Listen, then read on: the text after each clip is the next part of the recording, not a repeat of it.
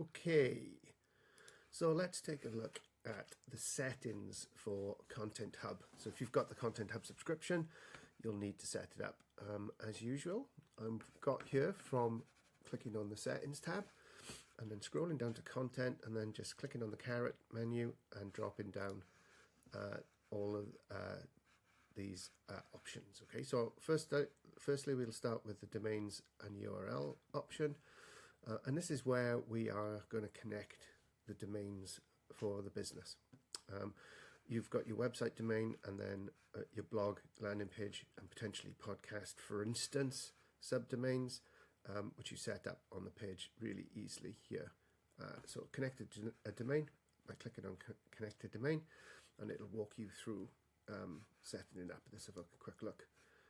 We'll choose which type of domain we want to set up, and if we click on a primary domain, it'll ask us to select the domain, and as you can see, ours is already pre-populated, as yours will be if you've connected the website properly. And you click on the domain, click next, and then you can choose what you're actually setting up. Now, I'm not going to re-choose that because it's going to mess up what I've done, but you choose whether the domain is for website pages, for your blog, landing pages, emails, and so on.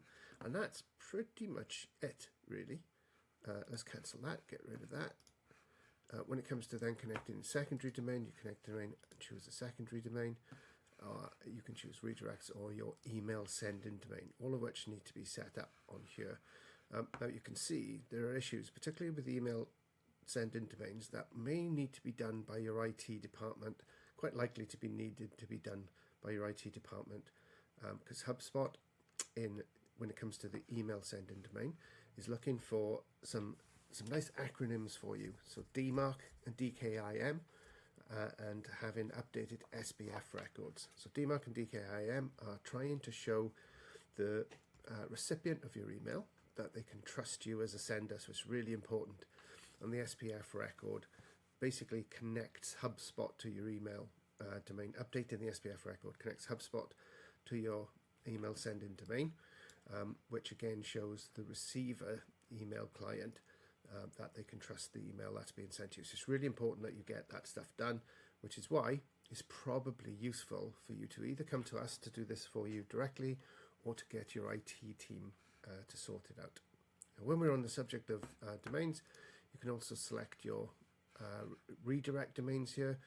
Again, if you know what you're doing with domains, then by all means pile in, add your URL redirects. If not, you're going to look for our help or your IT team or even your audience team to set this up for you. You can also see the language settings here for your redirects for your various URLs. You can choose a primary or a secondary language here on each of the pages.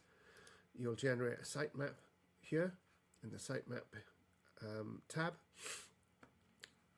which is automatically done by HubSpot. Once you choose the domain, you'll be able to click on and develop a sitemap, and you can also set up your custom SSLs here. So this is secure socket layers for your for your domain so it gets that little HTTPS, which means that it's a secure browsing environment.